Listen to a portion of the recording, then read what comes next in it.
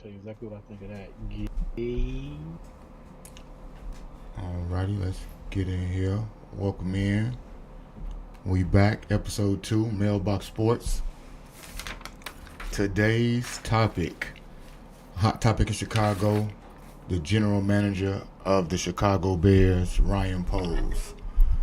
And so, while we have, I guess, mixed emotions, mixed thoughts, or ways in which we perceive the whole situation, we're going to go through something called the good, the bad, and the ugly of Ryan Poles. That'll touch on some of the draft picks, some of the coaching moves, decisions, so on and so forth, that we think may have us on shaky ground, or might quite possibly have us still remaining stead in our faith, real steady, mellow, or somebody may be totally above where anybody would think they would be and have supreme confidence. We don't know, but we get to talk about it. As usual, I got my co-host with me, Mr. Blue Facts. And now we got Shy Guy Ty. What up? Checking in. Today, I hate to say it, but we're going to red cup it because I don't got a blue one. But we got to stay hydrated over here. Hydration gang. Don't worry about it. And so, I guess more so than the first question for anybody in this, anybody got any independent thoughts about Ryan Poles and the hire itself and when we got him? How do we feel about it? And how do we feel now, you know? I think I'm gonna have to take the role as the person who probably speaks maybe the highest of Ryan Poles. I'm not gonna do a whole lot of bashing of Ryan Poles. Like if you recall last week, I don't think the roster represents a 5-win team, and so I think there's a lot of blame to throw at Ryan Poles. I just don't think that he's an easy out. I feel like it's easy to point fingers at him when you fire the head coach and you fire the offensive coordinator. And so, although he should take some blame, I think, if you think about what he started with, how many picks he had, how he went about acquiring picks, how he looked brilliant in trading away the first pick, and keeping Justin Fields and acquiring DJ Moore. I think he did a lot of things that, if we go back and we look at the full picture, there's more to be said than maybe what we are left with this nasty taste of 5 wins in our mouth.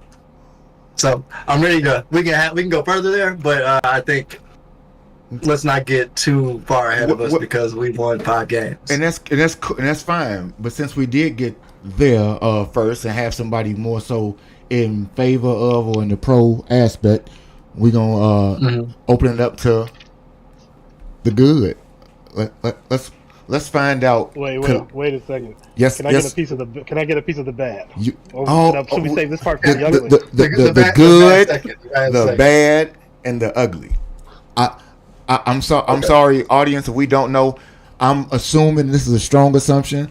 Shy Guy Ty is not on the side that Mr. Blue Facts will be on in this particular thought process about Ryan Poles. And so in that segment of bad, I'm pretty sure he's going to have a pretty fair amount of things that he can point out. And I think he might even got a list to it.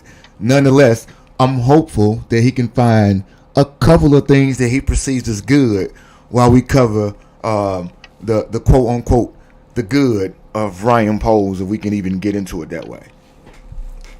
Okay. So some of the good things I would say Ryan Poles did was, one, we kept Justin and we then acquired the first round pick nevertheless and got Caleb. I think we can all say that Caleb Williams has shown himself to be capable. We'll see how high his ceiling is, but I think he's shown himself to be capable in this year. We also then added DJ Moore and acquired additional picks. So I think when that first happened, we considered him to be like the Wizard of Oz. He made magic happen. We was very high on that. I think that's something to be said for that. And I would say that's like true and apparent. What I would look for in this one, since I know that you got what I want to quantify as 99 plaudits, problems ain't one. Yeah. I want to see if Shy Guy Ty has anything that he thinks Ryan Poles has done on the good side. He drafted Caleb Williams. The secondary is better. He got the punter, Torrey Taylor. He did get that guy. That's a good acquisition. Are we not being facetious when we say that? No, that's a good a good acquisition. Okay. I mean, he's a really good. That's the best punter. He's one of the best punters in the league already in his first year. So that worked out pretty well. Okay. Okay. And he got DJ Moore. Okay.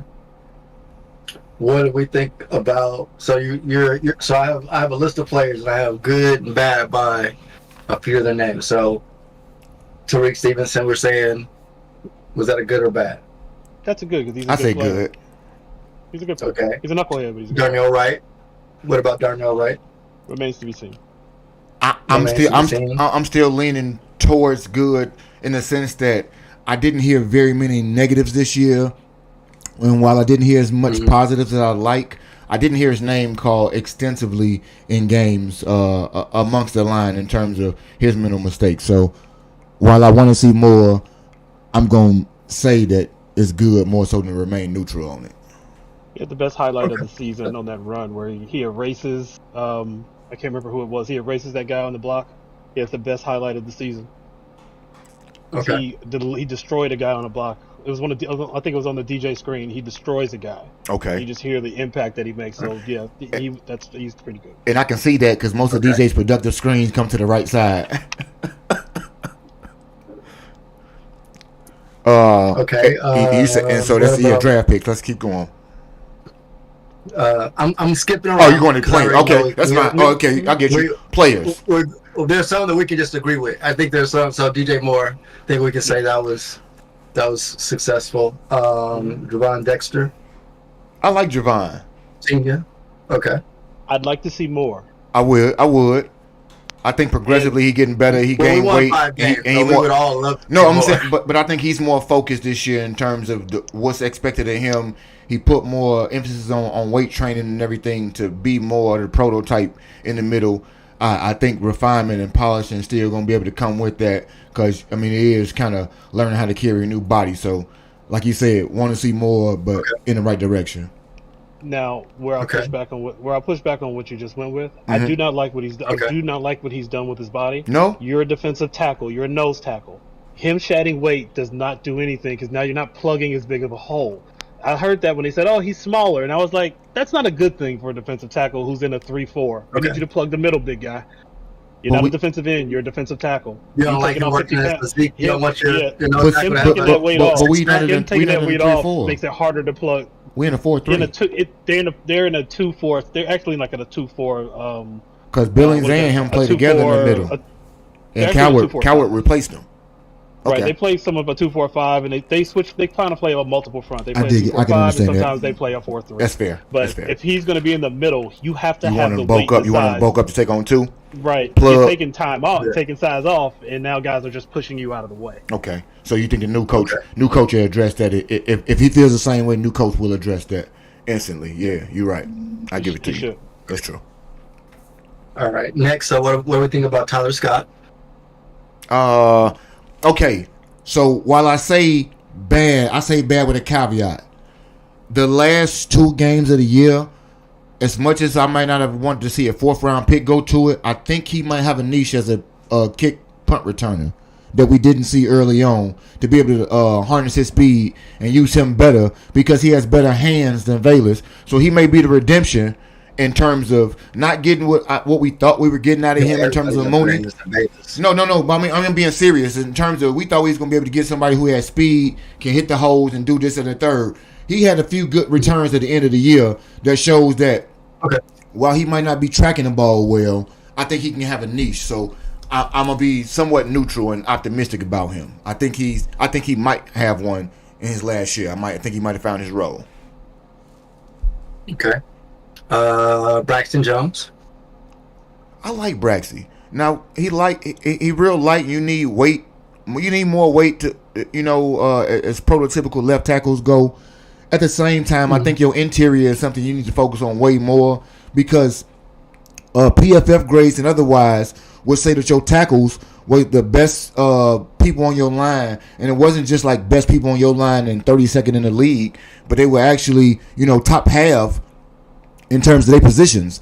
So if you top half in your position, whether I like you to be optimal or elite, you are highly functional, and the inside of that line will help you immensely. You know, just like when Matt Pryor was a bigger body, when he played next to him, things cleaned up a lot more to kind of take up his weight because his technique is there. I think he's sufficient for the role. I'm interested to see what he's gonna command on the free agent market or what the draft provides, because you know it may give you a better option. So I still say a good pick overall. Okay. And so my last one that I have with what I would consider music. Go ahead. He got a little something. Wait. So, because we talking about Braxton Jones. Yeah. I think they'll be looking for his replacement in the draft, or the guy who's actually going to play left tackle in the draft. You think they're gonna move him, or you think he's gonna? No, I think he's gonna be a swing tackle. Yeah. Okay. That he might be playing on the right side next year. I don't think he's. I would be open. I'm open to that. I mean, he did not on the right side of what? Top 10 pick on the top. You have a top 10 pick. No, on the right side of what? I think he'll be on the right side of the line next year. As a right guard? Yeah, a right guard, a right tackle. They're going to move him. I don't think he's going to stay where he is. I think in the draft, since you have the top 10 pick, you have to go get. You're not going to be able to get the best left tackle in the draft because you're not picking high enough, but they're going to get the second best. There's a good chance that you can draft a day one starter right there. And I think that's what they're going to be looking for. And see, even in my head, this is when they do when they draft a Pete Skronsky type, who was a left tackle in college, and kick him inside. I think they look at more guard center, but I mean, I don't disagree with the sentiment because they wouldn't spend such a high pick on a guard or a center in terms of the top 10. But I do believe it'd be more so tackle that they would be looking to kick inside as opposed to moving Braxton, in my opinion, just based on the person who drafted Braxton. And I think his confidence is not shaken or resolute in thinking Braxton is sufficient to do that job. And everybody don't have Pro Bowl bookends. They have people who can do the damn job, and some other people on their line sometimes are better than others, i.e. a Quentin Nelson in Indianapolis and everything else. Your Pro Bowl guard is sometimes what you need.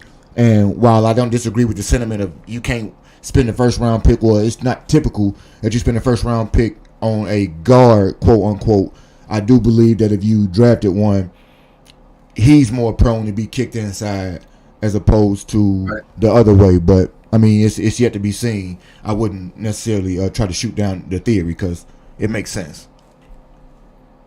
Okay. And so my last here, Jaquan Brisker. I think Brisker. Home run. I got him on the fence, man. I'm home run. like But most see, of these it's guys. a home run without not migraines. Concussions. My apologies. It slipped me totally. Okay. Like seriously, I know the risk. Three concussions in as many years, 2 years actually, and this one put you on the shelf since week 4. Right. Like we play 17 weeks, bro. 18 weeks for real. We play 17 games. Yeah, I'm thinking more of the risk. Like, and that's what I'm saying. how like, likely is this to happen again in the future? It's very likely. It's likely. The position that he plays. But I think he's worth the money though, man. Because he a dog. He's an amazing safety. He's great at that position. He levels. He levelized. Thank you. He levels guys. He makes guys afraid to come across the middle because he knows how to hit them clean. And him and Kyler together. Playing hits. Thank you. You saw he later hit forcing a fumble and causing a concussion. Yeah. That's how he got his. Him and Kyler together, man. I think like that allows Jaquan and Jalen to do a lot more style type things and anticipatory type things as opposed to all skill, because they make up for it in terms of if I want to let Jaquan roam the middle of this bitch with the linebackers, now I can get Kyler to go rush because he blitzes well, and it gives you a different dynamic in terms of how he plays the position, and allows them to totally be the secondary that Shy got talked about. Like, I think he is like, remember when Adrian Amos was with Eddie Jackson? It's like those two together is what made it work so well. As big of a risk as it is, I think everybody's a risk. And I mean, if I'm gonna give somebody a bag, it's somebody that's a commodity. And this is the only year he's really missed a lot of games. So for me, I'm keeping that. I got to keep that guy for real. And unless next year, which is I think, is it third year for them next year, or is it year four? Year four, because it was their first. It's year 4. Okay, so next year is when they got to negotiate. If he get the concussions next year, then obviously they're gonna move on. But if he's is remotely healthy, and I'm talking about from anything but a concussion, he getting his bag because he more than deserves it. But, all right, man. Let's that's what I got. That's all I got for the good. Let's get to the other side. All righty. I know he hate it. Energized. I know he can't wait. We're gonna get energized and move along because while I do like some of the things that Ryan Poles has done, we got to go ahead and talk about the bad. Because whether I like it or not, or whether I want to admit it, I'm sure Shy Guy Ty is gonna be able to take the floor on the things that he perceives as misses. I will let him have the floor before I interject on any of those things if I disagree. All right. Shy Guy Ty, you have the floor. My biggest issue, starting with number one, I think we have a GM that has contract issues. His contract. Oh, you talking about the ones he give out? The ones he gives out, I have some issues here. Number one, Montez Sweat. That is an overpay. Do you know where Montez Sweat ranks among sack leaders this year? Oh, horribly. He got like 5, right? Yeah, How many really sacks? Right, because that's his normal range. This is why Washington was willing to part with him, because they know what he is. He's not an explosion guy that gets you 15 to 16 sacks. His contract does not add up to his production. He has played 97 professional games. He is averaging a half sack per game. Where you have guys that are making his kind of money are making they're averaging 10, 11, 12 sacks a year. His money, we're talking about TJ Watt money. We're talking about almost Myles Garrett money.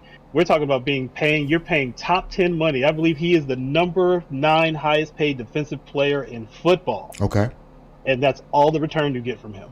This year. That's it. In 1 year. No, every year. Because look at his history. Go back. 97 games, half sack per game. 97 games? 97 games. For a career, I believe he's at like 42 sacks for a career. You paid top 10 defensive money for him. Where's everybody else in the top 15? Do you have access to that? I did. I had it on my work computer. Okay. I had the whole list. Okay, we'll the entire list. We'll revisit that. Don, what's up with it, bro? We can jump back to that. My next issue, DeAndre Swift. Okay. $8 million for lead back money, not a lead back. I think me and you have had this conversation. Not a lead back. Averages 56 yards per game. Finished with 956 this year, 1014 last year. You average that out about 17 games. That's 56 yards a game. 56. You're paying him $8 million a year. Now, whether or not it's a scheme fit or whether or not he fits what you want to do, that's part of the problem why the other teams let him go, because they know that he's just a gadget guy. You overpaid again. Now we move on to Nate Davis, who did not want to play football, and the Tennessee Titans told you he was done with football. And here you go giving him $31 million. Of course he showed up. Hey, you gonna give me $31 million? They don't know I don't want to play football anymore. So he was happy to be there. Keenan Allen past his prime. $20 million for a guy to drop passes. And get in Rome Odunze's way on a development. It would have been nice to see Rome out there learning and running those routes instead of watching Keenan drop passes. I have real issues. These are just my top 4. I have real issues with some of the stuff that he's done. Yes, he's he even got to Velus yet. Right. There's Velus Jones. Because that's it. I don't have my full list. It's at work. I've left my computer. Okay. But Velus is in there. He did get Tory Taylor. He did get Tory Taylor, but he had to draft 2 punters, and he drafted 2 punters in 2 successive years to do it. That's crazy to draft 2 punters in 2 years. What do you think about Doug Kramer? Carry a fullback. And I don't have a problem with even Kramer. It's not even my problem. It's you. You signed. He was a backup, your GM signed a backup tackle. How your coaches used him was idiotic in most ways. However, when you did have him being the dumb bowling ball that was a fullback of sorts, he did that, though blindly and totally incorrect. It was effective. Why are you trying to give him the ball and things like that? The way in which you used him was totally retarded. And I only say that, and I hate it. I won't even use the word like that because that's misused representation of that word. So my apologies. Nonetheless, he wasn't ever put in a position that should have been anything but a gadget guy to go along with Corey Blankenship, the fullback you signed to be a fullback. So that's my problem with Doug Kramer. Not that he is on your roster, but the way in which we is using a guy that clearly is telling you with more ways than one, even if you look at some of the successful things when he was blocking, he just kind of like closing his eyes and just falling forward. He got no technique, no rhyme or reason of how he's trying to get things going, and it's absolutely crazy that coaches continue to try to do things like that. But I won't blame him for that, just because I think he may have been decent at center. I don't know how much snap time he actually got on offensive line this year with all the injuries, because they used him in dumb gadgets as opposed to putting him where he's supposed to be. So if he couldn't make it out there then I have to agree with y'all to say what the hell are you thinking, because you got a lineman that can't play lineman. That's a problem. Exactly. That's a problem. I'd also like to bring up the names Coleman Shelton, Ryan Bates. What did he really think he was getting out of Ryan Bates? Okay, so Ryan Bates, this is where my problem with Ryan Poles is his ability to fall in love very easily. And so if we know the backstory, he tried to acquire Ryan Bates his first year as the GM, and the offer was blocked by the Bills. The Bills took only 1 year to realize that blocking you and still not giving him a total long-term deal was the right move. And thus, because you loved him the year before, not paying attention to what Buffalo did with him, you opted to go ahead and get him again because, as we know, Ryan Poles feels as though late-round picks sometimes, he can give those away for people in the league already who are a bit more developed. But the problem with that is some of those players might not ever develop, and you overloved instead of scratching a new lottery ticket. So that may be my flaw, like wholeheartedly with him, is that you do get a bit infatuated, and that's a bit of a Ryan Pace syndrome, if you might call it that, because he saw Mitch in him. That's why I want my GM, if he's retained totally, to seek new eyes on offensive linemen in terms of his scouting department and the wide receiver department. I need you to get your eyes, or whoever eyes you got on it, tell them to close them, tell them to walk away, and go get 4, 6, 8 new eyes, whatever, how many sets they go get for this particular niche. I need you to go get other people, because he falls in love with the idea of lineman in the eyes of him, and he wasn't a good lineman. I think you need to get rid of that, bro. Okay. I don't disagree. I mean, I listed all my good. I think all the bad is definitely valid thus far. The problem I have with the bad, the biggest thing I have is the contracts, because now they have a bunch of money again. Now you can't whiff on this round of contracts. You can't whiff on the second year. Your contract, whatever free agents you bring in, they have to hit. One of your linebackers is playing awesome. The other one, not so much. So that's another contract. And that's on the other side of the ball. We didn't even discuss that one. And that's true. Like, hey, one of your linebackers is a stud. The other one, we might have got you.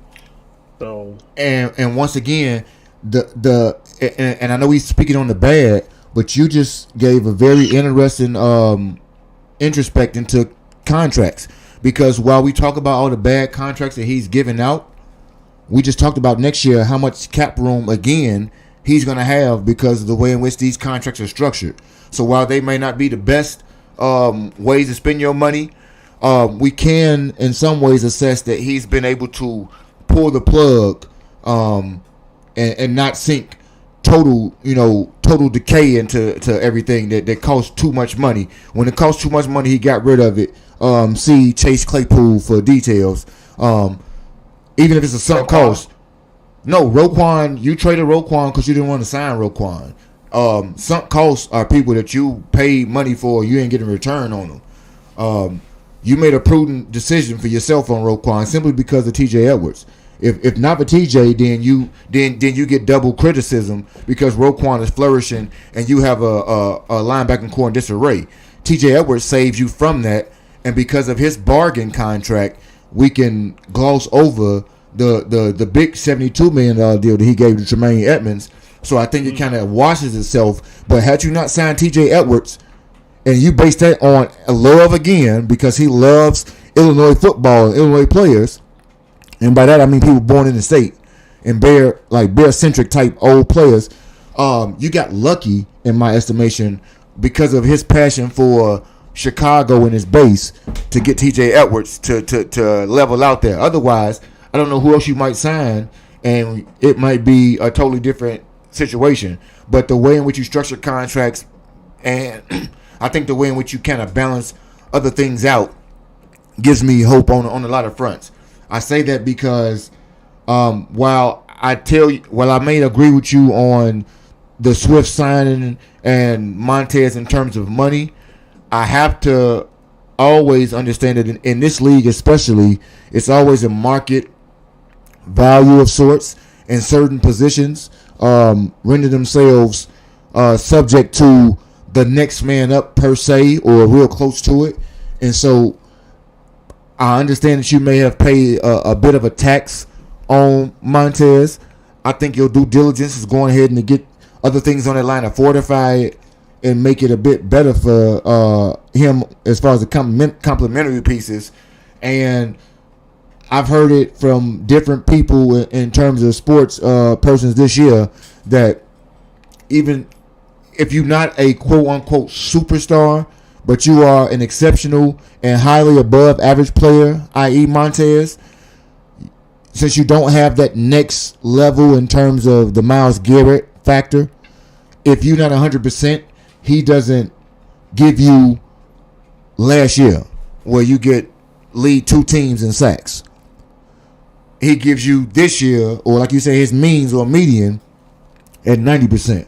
And so while I understand that he needs to be a bit more healthy and explosive, because you got to give me something for that bread, I think next year it's more imperative to fortify the rest of the line to kind of help him out, because he ain't that good, if we want to be realistic about it, and to have him be keyed in on and be the focal point of a line when he came from being with Jonathan Allen, Jonathan Payne, Chase, whatever his name is, because he ain't that good, but he's good enough. You had a decent line to not put all the focus on you.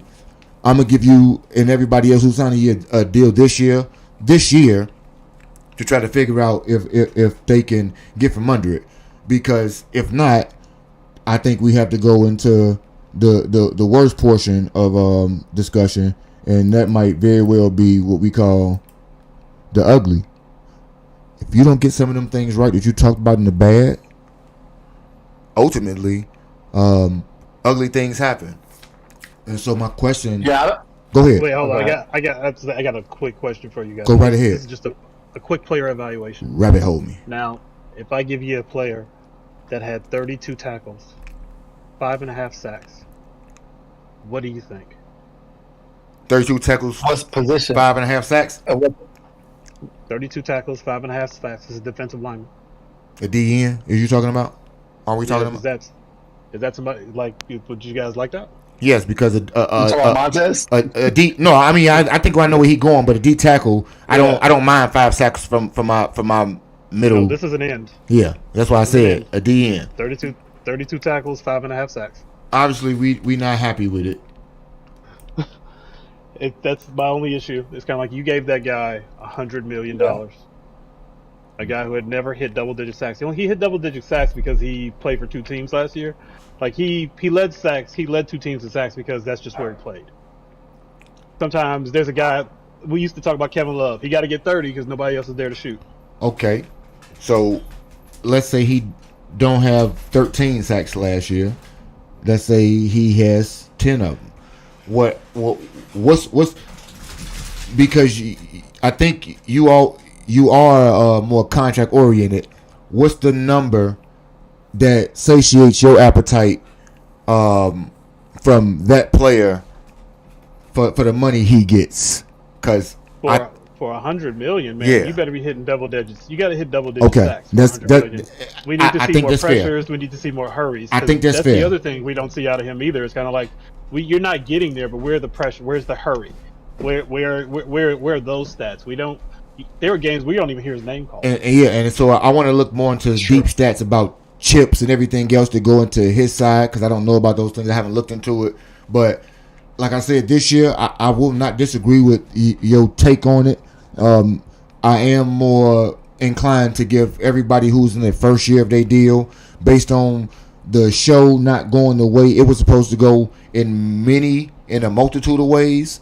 I won't necessarily rail on maximum performances because I don't believe that anybody performed to the level in which they were paid this year, including your rookie quarterback. I may be able to find like Kyler Gordon may have played to the level that say he needs his money. TJ Edwards, I can find a handful of players that I was like, you had a season that's expected of you based on a contract or based on Kyler Gordon got paid. Huh? Kyler Gordon's gonna get paid. Yeah, well, he gonna get paid based on this year, but just like Brisker was getting paid just based on this year. But what I'm saying is, those players, I'm sitting there looking at them and saying, yes, whatever they paying you, you deserve it. You see what I'm saying? Like in terms of whatever dollar amount. No, it's very few players on the Bears this year that I can sit there, I can look at and say that. So while it's nice for me to pick out Montez and DeAndre and the newbies about money you didn't earn, I can say the same thing about a favorite that I have, which is DJ. DJ, you got new money. You didn't look like the dude you always look like. You always get 1,000 yards. You know, you like the mail. Rain, hail, sleet, or snow. Whoever the quarterback is to throw, you gonna get your 1,000. You didn't do it this year. I saw a lot of pouting at you and everything else. And while I'm willing to look past those things, I don't know that everybody is. Nor do I know that you can get past that. And if he has to trade this dude because he's what some people want to quantify as disgruntled or whatever else the case may be, Ryan, once again, that's where I'm gonna have to find fault because you have to give. That's when the money that you talk about is impactful. Because now you sign these guys, you're gonna have to trade them or eat money because Montez is here for what, 4 more years? Yeah, he is. DJ 4 more years. Like the people you just recently gave bread to, those are the people that we look for most production out of. Those people, along with your coach, is really what's going to be the bane of your existence moving forward as what I think would be your tenure as a GM. What other things do we think that he could do? I would say, I don't want to say wrong, but what things do we think he can do to not be looking for a new job next year? It's his coach, right? Yeah, I think he's got, and by getting it right, I mean we gotta leave 2025 with some with another question. The coach and the quarterback can't be the question that we still don't have an answer to at the end of this next season. So we got to come out and win 12 games, but we can no longer be questioning the decision making and don't understand the offensive concepts and strategy at the end of the year. That can't be it. We got to move on to different problems. We can't have the same problem again. Shy Guy? Yeah, I agree. For him to kind of rinse the stain of what has kind of occurred, he's going to have to get the coaching hire right, which is a crapshoot, right? Because it's literally just pulling names out of a hat. That's all it is. When you look at it, it's, can this guy coach? We don't know. Will it work here? There's some definites out there, but I think they want to be a little more exotic. They want to swing for the fence. they got to nail this hire though, because this next hire is the next 3 years of culture building, and it'd Right. be awesome if It's we're looking at this at the midpoint of next season, if they're 4-4, or if they're 5-3, 6-2, and you're like, hey, I'm glad they got that right. They finally figured it out. It'd be a damn shame to be yeah, 2-6 again. Be a damn yeah. shame. This head coach is going to define largely Caleb Williams' career. Right. For us And anyway, so, especially. yeah, and I mean, when she get drafted, I mean, things are changing right now. We see quarterbacks go on who we thought, does at one organization go on to be successful, other places. But that's new. Usually when you get labeled as a backup quarterback, very rarely do you get the opportunity to come into a new organization and flourish. So that could happen, but we don't want to take that risk. I don't want to see Caleb Williams fail here and go somewhere else and be successful. I'm sick of that. Man. Well, see, I mean, I've never seen anybody leave us and go be successful elsewhere. But I don't want to see you be successful elsewhere. I want to see the talent that I've seen this year be capitalized on, and I think through draft picks, because you have 3 in the top 50, 3 in the top, I want to say 40. So that means you have 4 possibly top in the top 100. I need you to exercise great caution and do your due diligence on getting those things right, because I do believe that the coach is the catalyst for all that, because the coach is going to help you with some of those player evals if you got the right guy that knows what he's looking for when he's trying to help you, shop for the groceries per se. I need you to be focused on those things along with free agent signings. If I have any critique of Ryan and his tenure as being the Bears general manager, my critiques are mostly free agent signings. Not trades, not draft picks, free agent signings. The people that you have acquired in the offseason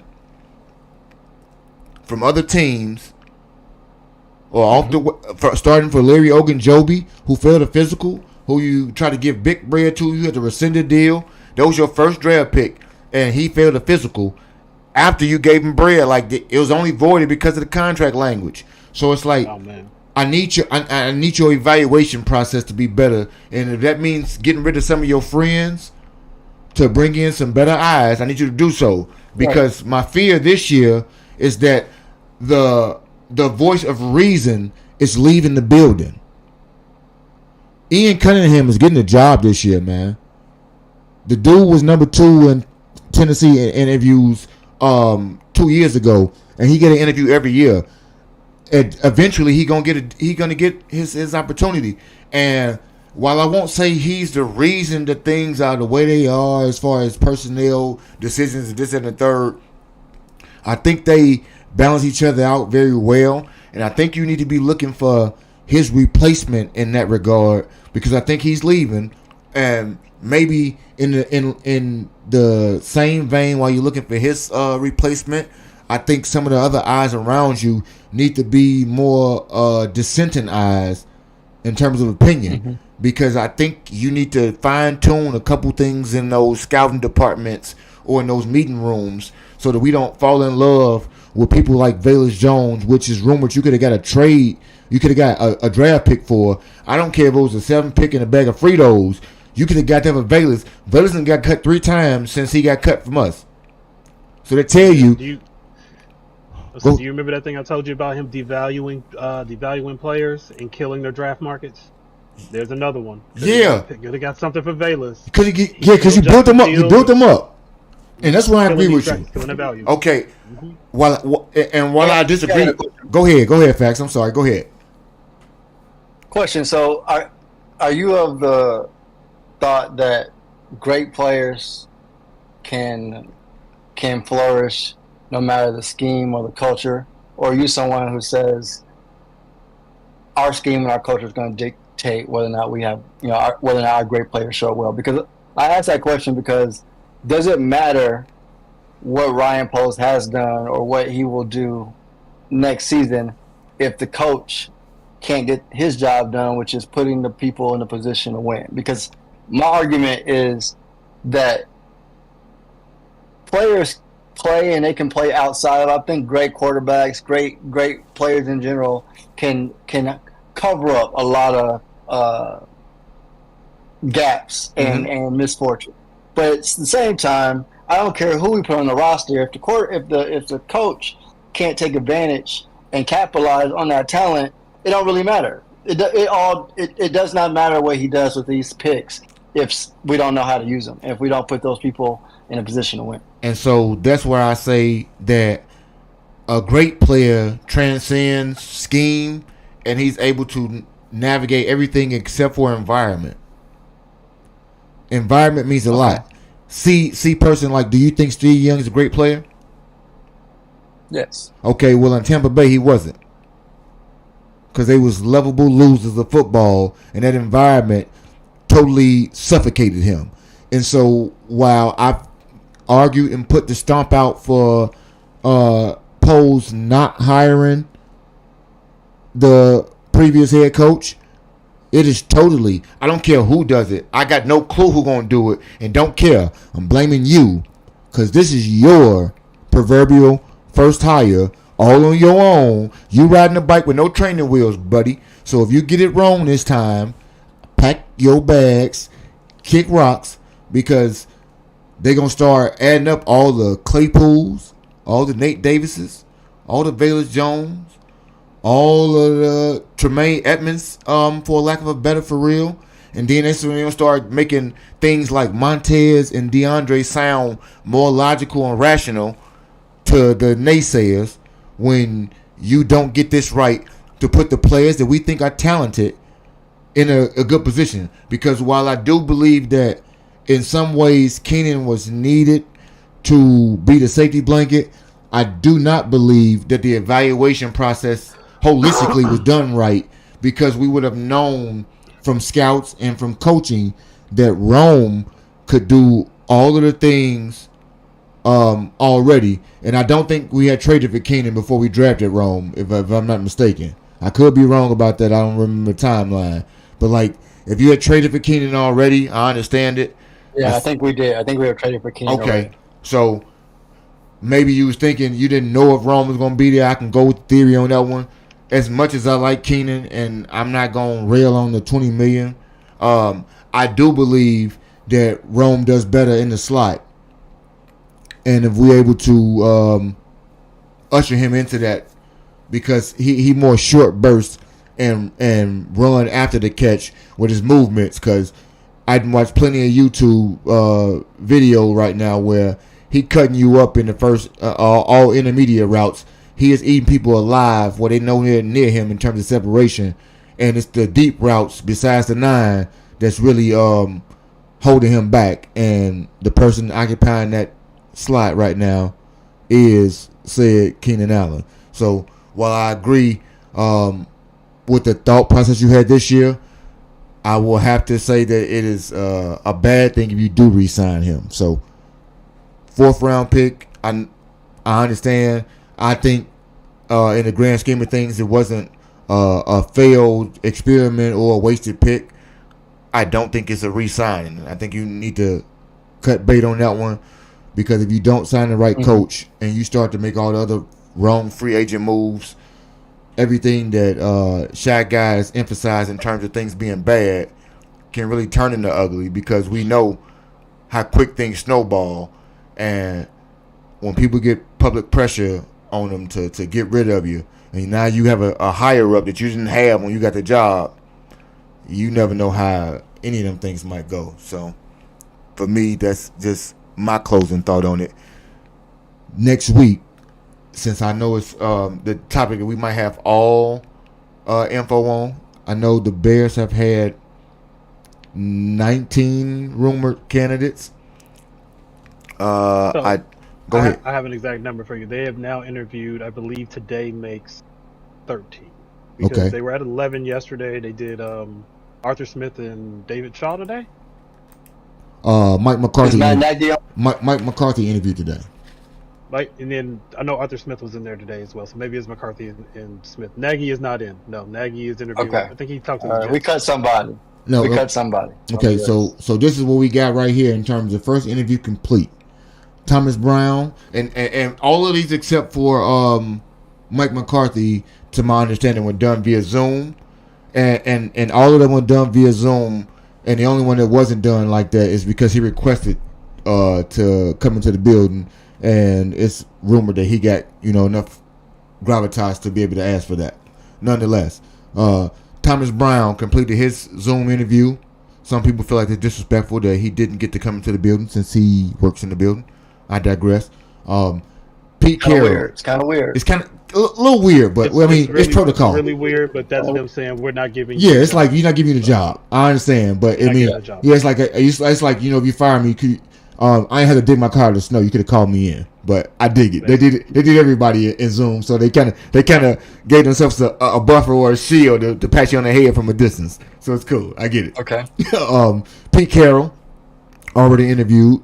Aaron Glenn, the Lions defensive coordinator, interviewed. Ben Johnson done his first interview. So both of those guys are indisposed until they lose. Can't talk to them again. Mike Kafka was one of the requisite Rooney Rule participants. That's why allegedly, I don't know why you had to add him in for a Rooney Rule when you had other persons of color, but I digress. Wait, it's Mike Kafka. What is? He's Hold up. He's Puerto Rican. He's Puerto Rican. Is he really? Yeah, he is. Ah. Well, I mean, and he's from Chicago. So Puerto You Rican. better watch out. That dude get messing around with that job. Yeah, he is. The dark horse that one of my persons love on the panel, Mr. Drew Petzing, did his interview already. Completed it on Thursday. Wherever he shows up, offense gets better. A dark horse for me, in terms of somebody I didn't think about, but I wouldn't be mad if he did it. Old Chico Ron Rivera interviewed on Sunday, January 12th.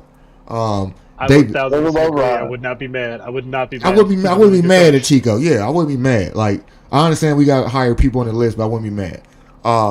David Shaw did his interview already. I'm hopeful that was more so a quarterback brain picking type thing based on luck and such. Otherwise, I really don't know why, but carry on. Mike Vrabel did his interview, but we know I think Vrabel already knew where he was going.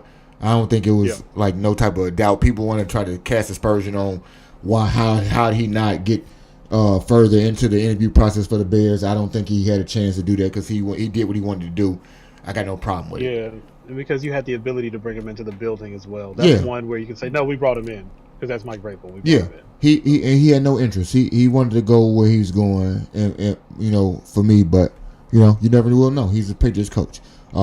Anthony Weaver, the last person that's been interviewed besides the other three that were mentioned today, and we got requested interviews still for Joe Brady, still in the playoffs. So Joe haven't had a bye yet. Don't know when or if that'll ever come to fruition, just based on how the hiring process goes. Matt Campbell from Iowa State. Go ahead. Have you been hearing the jokes that they have with Joe Brady? No. Where it's like every time they ask the quarterback about him, he's like, "Oh, he sucks. He's terrible. We don't move the ball. We're awful." These guys are telling these jokes now about these coaches because nobody wants their coach to go. And everybody gonna try to throw mud on the second-ranked offense in the league. So no, he's not doing that. I'm doing it. Who's calling the plays, buddy? Like, stop. I like it, but Josh Allen up there just like he sucks. We never move the ball. You don't want him. Why would you want him? You have to do that. And what I want to see, and I'm hopeful. This is totally off the coaching path real fast because next week I think we'll have more information to have a dedicated episode on coaching. I think the coaching process will be a bit further along in terms of eliminating people and being able to talk about the people that are at hand. So that is a forecast into the future. I think we might have a coach by next week. Hey, you know what? No, I like that. If we don't have a coach, everybody come with two guys that you like. Yeah. Who do you like? There we go. Who do you like? Ooh, I like it. Who do you like? Like it. So we still got requested interviews for Matt Campbell, Brian Flores, Marcus Freeman, Cliff Kingsbury, Todd Monken, Arthur Smith, and Adam Stenovich from the Packers. A person that While I don't think will be added to the list, and I would like to see him more so as an OC in the future, but I would like to see added to the list because they add people to the list like it's Christmas. Old Joshy Poo. Josh McCown, I think in the opportunities he's had to be a quarterback coach and de facto OC, I think my man is starting to understand how to work the quarterback room. And while I don't want you to be my head coach, I do want you to be like on my coaching staff. And so I'm trying to workshop and see what coaches would bring along somebody. Like they've had a couple what do you call it, rumors alleged with Flores as far as old Joshy Poo goes. That might be his OC or somebody else on his offensive staff higher up than what he is right now in Minnesota.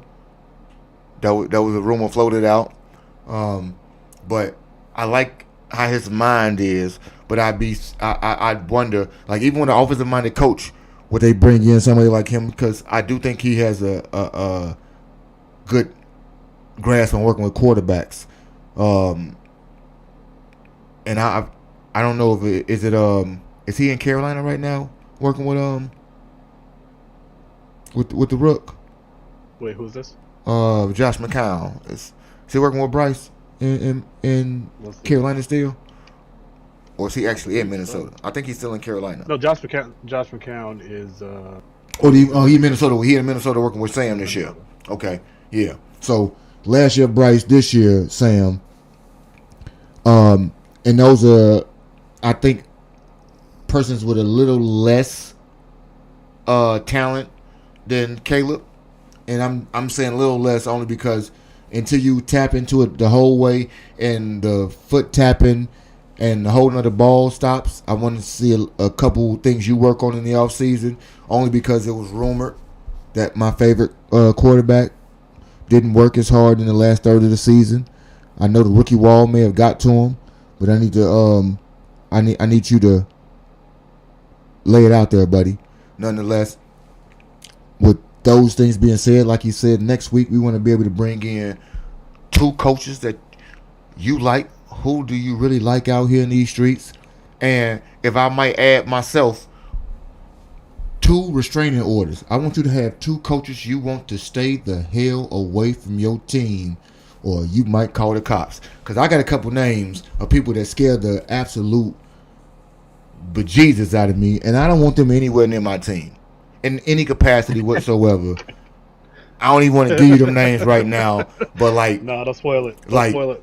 I want a restraining order on them in terms. I don't even want them to interview. I wish the Zoom didn't even have to happen. I wish the computer went dead when they was doing their little spiel or whatever. But with that being said, anybody got any final comments on episode 2, Ryan Poles, and what we gonna do? I got one more name we didn't put out there that I cannot believe. I've heard it said a few times, and then I looked into it. I was like, why are we talking to that guy? Kellen Moore. Why are we not talking to Kellen Moore? He's the knucklehead coach. I think that San Diego thing went weird on him because they were trying to move the team and a bunch of weirdness was going on. But I think you should talk to him. I think they should bring him in. Because I won't disagree that Dallas, I always want to say San Diego, Los Angeles, and Philadelphia, they haven't lacked for productivity, and in that regard, I won't rail against the obvious thought of having him be added to the list. And a closing statement about that, just before we get into it, or anybody get any other remarks. I've heard both ways that this number is too high, and then I've heard that you can't talk to too many people. Last year, the Chargers interviewed 15 people, and nobody said a word because they got it right. And so my question to you is, too many? Just enough? Add some more. Just that simple.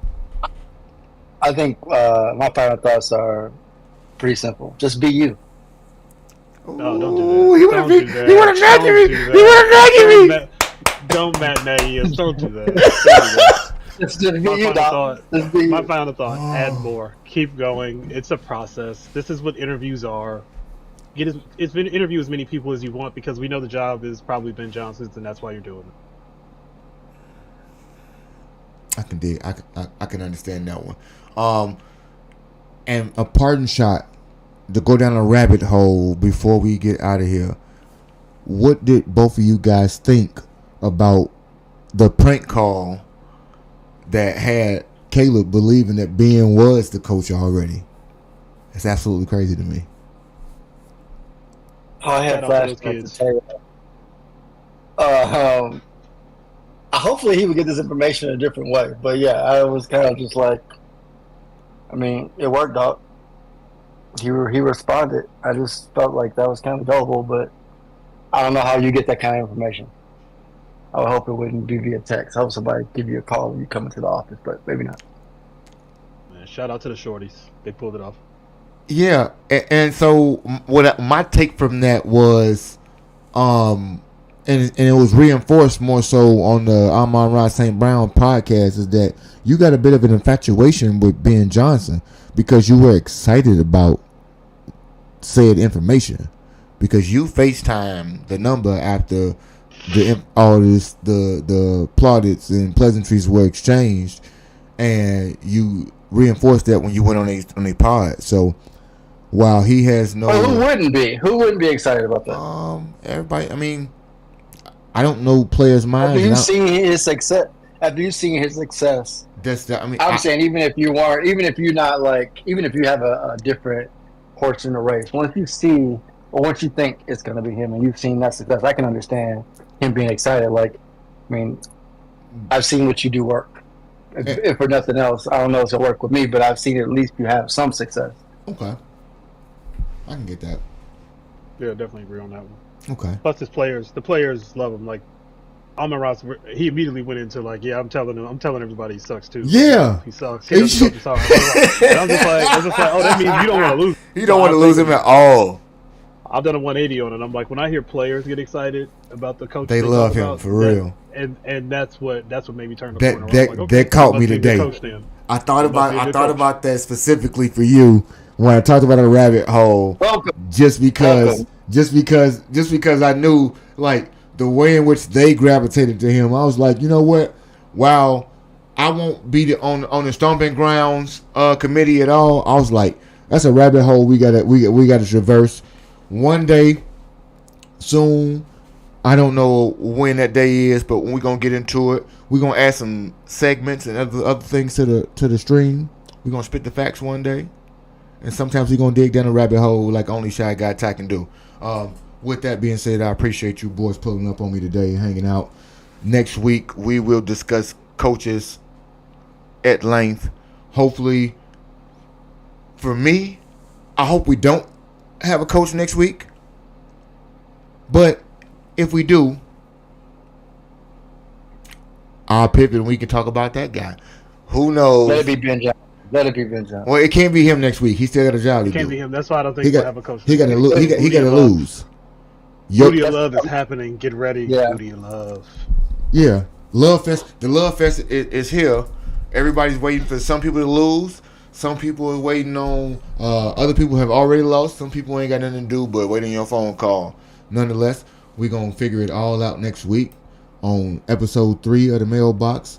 I do appreciate Mr. Blue Facts and Shy Guy Top pulling up and hanging out in the box as usual. We will talk to y'all next week. We out. Talk to you later.